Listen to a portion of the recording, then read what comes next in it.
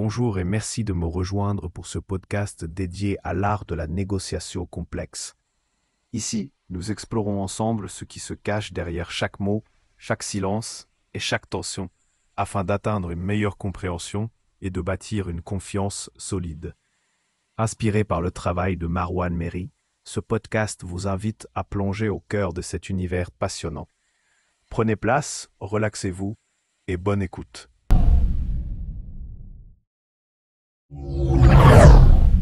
Une négociation ne se gagne pas sur le champ de bataille, mais dans l'ombre du travail préparatoire. Marwan Méry. Bienvenue dans ce premier épisode de notre série sur la négociation complexe.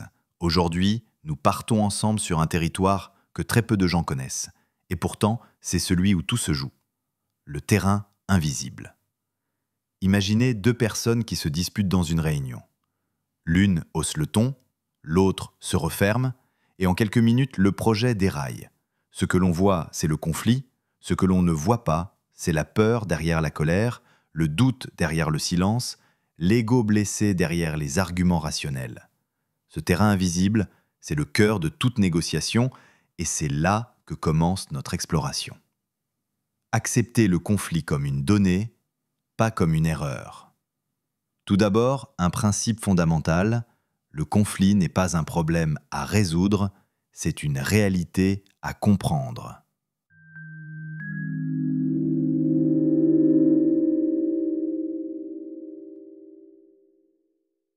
Dans la culture populaire, négocier, c'est convaincre, c'est gagner, c'est sortir avec plus que l'autre. Mais en réalité, une négociation bien menée commence par une reconnaissance mutuelle. La reconnaissance qu'il y a un désaccord et que ce désaccord est légitime, parfois même nécessaire. Prenons un exemple simple. Un parent et un adolescent ne sont pas d'accord sur l'heure du couvre-feu. Le conflit ne vient pas d'un manque d'amour, il vient d'une différence de perception du monde. L'un pense sécurité, l'autre pense autonomie. Et si on ne reconnaît pas ce décalage, la discussion se transforme en duel.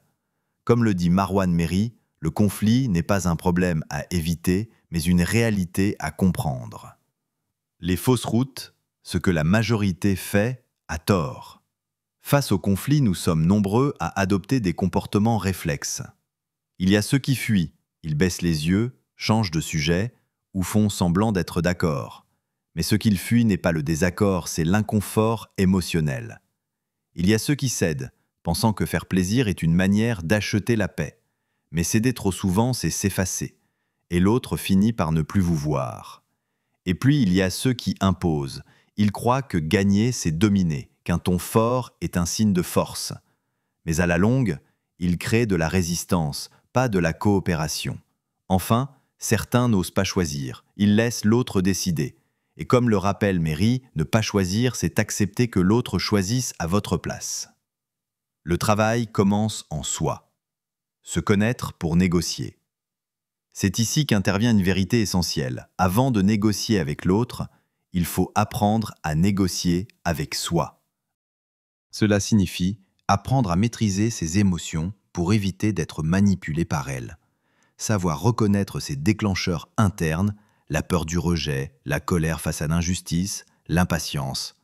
Être capable de rester présent même dans la tension.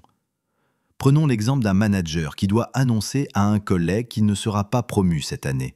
S'il entre dans la pièce avec de la gêne ou une envie de se justifier, il risque d'ouvrir la porte à une mauvaise interprétation. Mais s'il est clair, calme et respectueux, alors même une nouvelle difficile peut être acceptée sans rupture. L'écoute, la compétence silencieuse la plus puissante. Dans toute négociation, écouter, ce n'est pas attendre son tour pour parler, c'est comprendre les peurs, les besoins, les valeurs de l'autre, parfois même avant qu'il ne les formule. On appelle ça l'écoute active, et c'est une arme redoutable. Imaginons une négociation salariale. Le salarié parle d'argent, mais ce qu'il veut, c'est de la reconnaissance. Le patron parle de budget, mais ce qu'il veut, c'est de la confiance et du calme dans l'équipe. Si personne n'écoute, ils négocieront sur des chiffres, alors que le vrai enjeu, c'est l'émotion. Clôture, une posture plus qu'une technique. Négocier, ce n'est pas manipuler, ce n'est pas non plus chercher à avoir le dernier mot, c'est créer un espace où deux visions peuvent cohabiter, sans que l'une n'écrase l'autre.